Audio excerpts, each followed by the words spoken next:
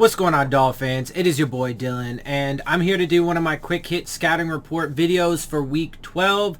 This one is going to be the New York Jets. They got a win. They got their third win of the season. It came against the Houston Texans, so, take it for what you will. But I still think they have a decent chance of getting up to maybe 5 games. They have endured a lot of injuries, but I thought they were going to be a little bit better than what people expected, and they've shown some fight, and they obviously beat a couple good teams in the Titans and the Bengals, so I think they've pretty much proven me right on that. As much as, from a Dolphins fan perspective, we don't really like it, or at least most Dolphins fans don't, because they don't like to see our division rivals ever be competitive, but I think the Jets are going to be all right. I think that they're, doing they're doing the right things. They're still a young team with a first-year head coach and a first-year quarterback who unfortunately has been injured, along with a lot of those other guys. So, I know it's blasphemy to come from a Dolphins fan, but I think they're going to be all right. Just like I've been saying that the Patriots are going to be all right with Mac Jones, and they built around him properly. I mean, we'll still see. It's obviously a little bit more of a settled thing with the Patriots than it is Zach Wilson and the Jets, but we'll see how things play out. I think that they're doing some of the right things. I like a lot of the players that they've drafted recently and stuff like that. But anyway, let's get into it. They did get their third win of the season. Texans dropped to 2-9. Jets are now 3-8. They win by a margin of 21-14, and let's jump into it a little deeper. So the Jets had 266 total yards, only allowed 202. They had 109 through the air, allowing 106. They had 157 on the ground, allowing 96. They had 4.3 yards per play, allowing 3.7. Neither team lost a fumble. Both teams threw an interception.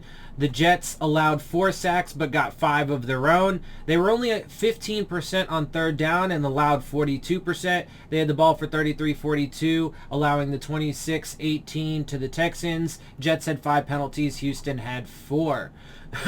Excuse me.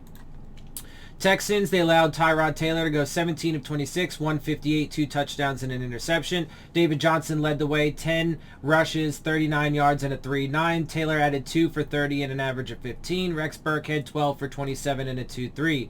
Receiving, Brandon Cooks led the way, 3 of 5 for 45 yards and a touchdown. Nico Collins, 2 of 5 for 28. Rex Burkhead, 3 of 3 for 27. Danny Amendola, 3 of 5 for 23. Brevin Jordan, 3 of 3 for 23 and a score. David Johnson, 2 of 3, 16. So, yeah, I mean, obviously we already beat the Jets. It's a home game the next time we play them. We're going to be playing them coming off of our bye. This is a team that we obviously should win. We should feel, especially with them being on a 4-game win streak and with the way that they've been performing, particularly on defense. Tua is definitely 100% elevating that offense. We should be able to get a win against the Jets when we play them. Other than the cliche any given Sunday and division rivals and all that stuff, and I mean, it is fair to say, though, that they have sustained a bunch of injuries. I mean, we got a little lucky the last time we played them in New York because Michael Carter got hurt during the game, and he was actually running all over us. So, but anyway, and I'm not sure if he's going to end up playing the next time that we see them, but we shall see. Either way, though, it is a game that we should be able to win.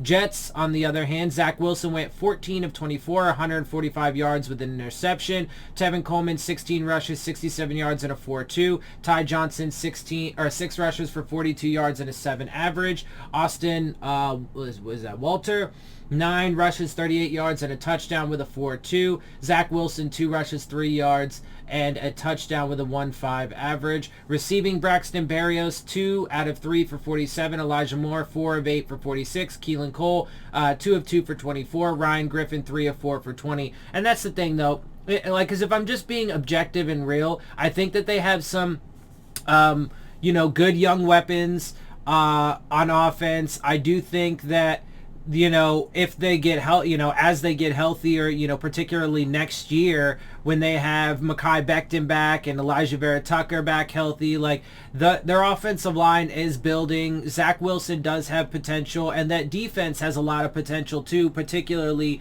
on the defensive line. So, you know, again, if I'm just being objective and honest and not just being, you know, a homer and a hater of our division rivals, I got to keep it real, and I actually think that they're building in the right direction in a lot of ways. But let's get to the league standings, because for right now, as it stands in this year, when we do have to face them again, it shouldn't matter much because they still have a long way to go and a lot to work on. So it should be another W for the Dolphins. Let's see. So they currently sit at 23rd with 3,643 total yards on the season. They have only played 11 games to this point, so just to add in a little bit of context, they're currently 21st in yards per game with 331.2. They're pretty good, though, in passing, as it turns out. They're 13th in total with 2,938, 10th in per game average with 267.1.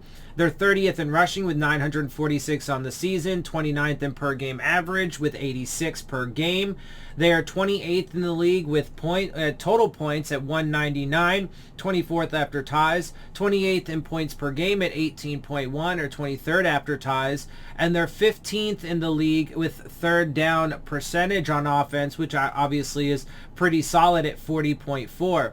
Defensively, now, it's funny because, you know, for the first few games of the season, their defense actually was performing pretty well overall, that young secondary. Now, again, to be fair, they lost guys like Marcus May and Ashton Davis, I think, had gotten injured. Like, they've been losing guys in the secondary and in that defense for sure. But they did start out really hot. They have since fallen off. And obviously, since then, their standings have been pretty disastrous. So, again, especially if the offense can continue to improve and at least consistently put up league average type points of around 24, they should be able to beat this team and, you know, do it without too much of a sweat.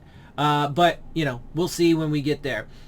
Defensively, they're currently 31st in total yards with 394.9. They're 30th in passing yards per game at 284.1. 27th in rushing yards with 128.7. 32nd in points per game with 30.4 given up, 29th after ties. They're 31st in takeaways, so they're not very good at taking the ball away. They only have 9 on the season. 13th after ties. They're 32nd in interception, 4th with 4, 14th after ties, 19th with fumbles, having only 5, 7th after ties.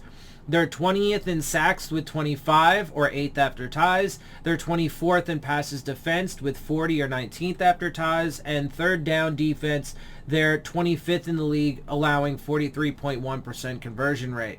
And then, of course, as usual, here are the Dolphins' current offensive and defensive league standings, so you can take a peek at that. And with that, I'm going to wrap up this video. Before I do, check out the Rave On Sports App, the new fan-driven sports app for all of your sports: basketball, baseball, football, college, whatever you like. And they're looking to enhance your game day experience with live play-by-play coverage, live chats with other fans and content creators like myself. Check for the links in the description box. And with that, I'm going to get out of here. I hope you guys appreciate my perspective. If you do, make sure you hit the subscribe button. Make sure you hit the like button. Make sure you hit the bell if you want to get the alerts. Share my channel and videos with your friends and family. Leave your questions, comments, and concerns down in the comments section. And of course, as always, follow me on Twitter at DillonTartaro. And with that, I am out. I'll see you all soon. Fins up.